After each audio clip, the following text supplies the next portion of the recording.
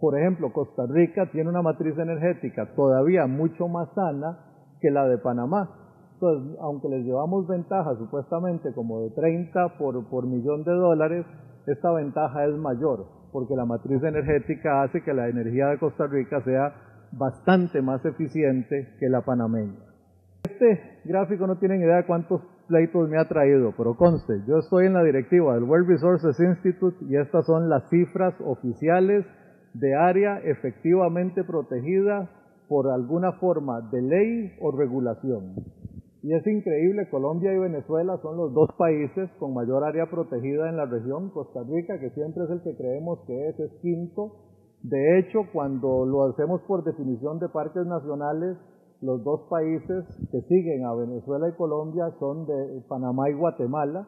Bueno, aquí está Guatemala, pero Panamá sube si lo hacemos solo por la definición de parques nacionales.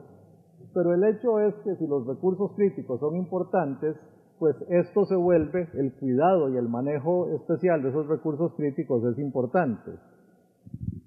Y sobre todo, porque este es el gráfico que les quería mostrar, este es un viejo gráfico, digo viejo porque es del 2005, actualizado al 2005, y aquí lo que tenemos es la biocapacidad de los países, que es esta línea punteada, de las regiones, perdón, más bien, que es esta línea punteada, y lo que tenemos acá es el consumo real de biocapacidad.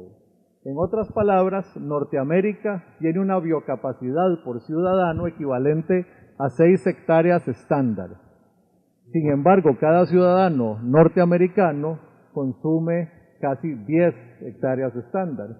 Esto viene de dos fuentes, ese excedente viene de dos fuentes. Le están robando a sus hijos, que están consumiendo recursos que en un ambiente sostenible consumirían sus hijos, y le están quitando recursos al resto del mundo, están importando cantidades masivas de recursos.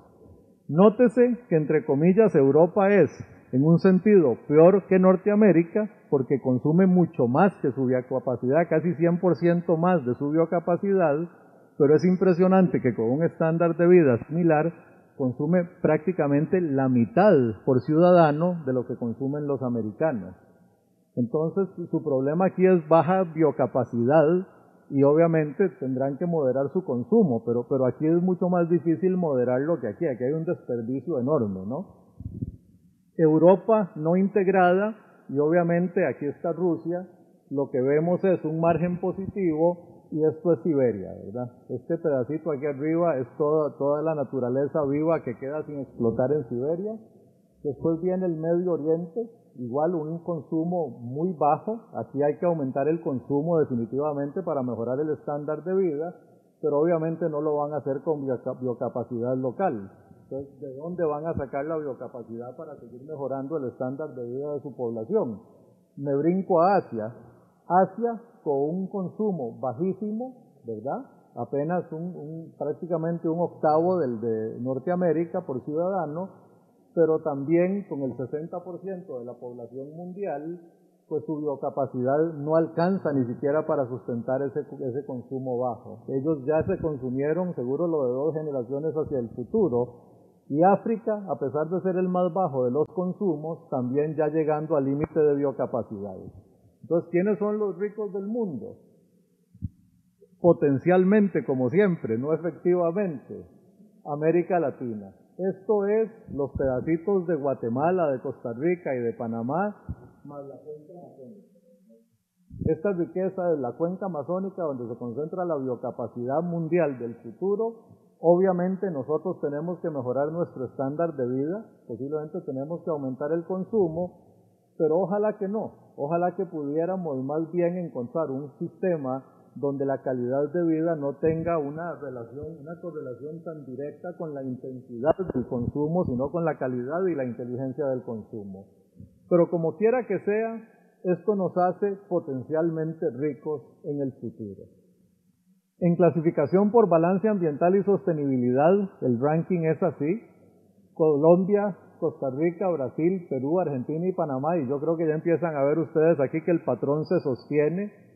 Y en la parte baja, a pesar de... esto es trágico, ¿verdad?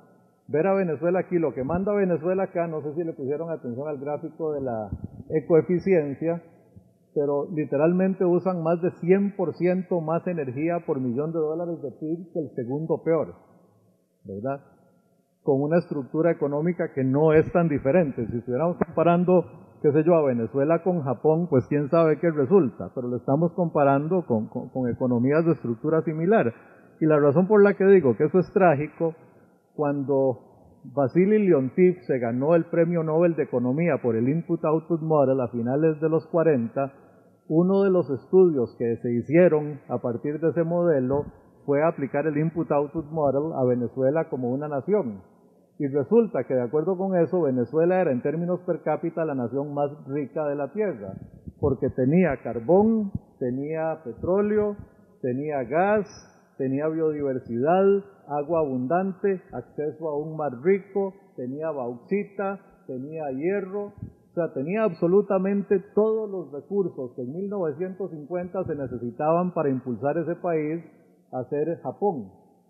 Pero bueno, no se hizo Japón, se quedó Venezuela y desafortunadamente hoy lo tenemos literalmente como uno de los países más pobres en términos de balance ambiental, lo cual es pues un símbolo hasta cierto punto de nuestra incapacidad de tomar buenas decisiones.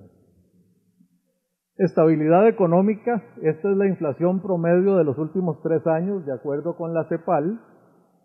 Venezuela, obviamente, en una categoría por sí sola.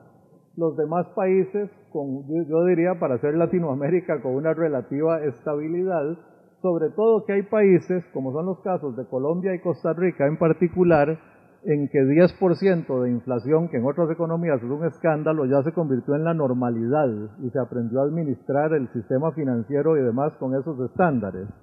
Clasificación por desempeño fiscal, y el desempeño fiscal se hace con índices del Foro Económico Mundial, donde se mide la calidad del gasto público, el desperdicio del gasto público y la eficacia en recaudación fiscal.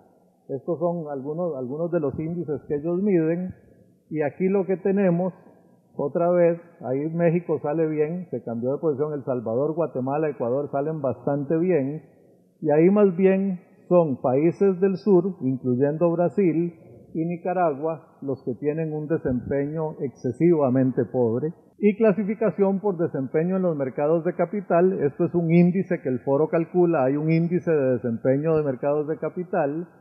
Chile y Panamá, yo diría, están en una categoría diferente y de hecho con un desempeño similar a las naciones de referencia. Después vienen los sistemas que más o menos funcionan, más o menos hasta aquí, hasta la frontera entre Brasil y Uruguay, y después vienen los que no están funcionando tan bien. Y finalmente, integración con la economía global, que significa cuánto es la suma de exportaciones e importaciones dividido entre el PIB. En otras palabras, cuánto está aprovechando la dinámica de la economía internacional para su crecimiento. Y aquí tengo que hacer una calificación.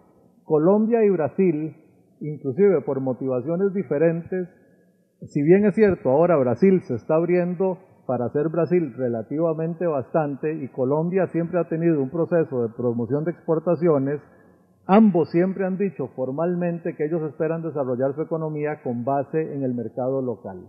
Entonces estos dos en particular son muy bajos, pero son bajos por diseño, no son bajos porque sean inútiles implementando un modelo.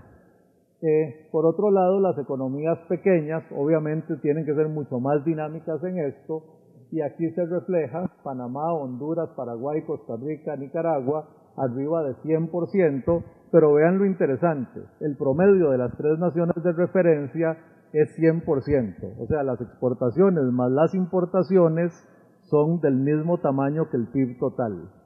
Y eso es bien importante porque quiere decir que entre las naciones verdaderamente prósperas de los últimos 25 años, la apertura y la participación efectiva en la dinámica global ha sido un motor fundamental. De hecho, yo personalmente siempre he sentido que estas economías suramericanas que trataron de crecer con un modelo enfocado hacia adentro se han limitado en su ritmo de crecimiento, y basta comparar a Brasil con China, por ejemplo, donde China en la dinámica económica global, con una apertura selectiva y con un gran mercado interno también, pues logra crecer al 10% por 20 años,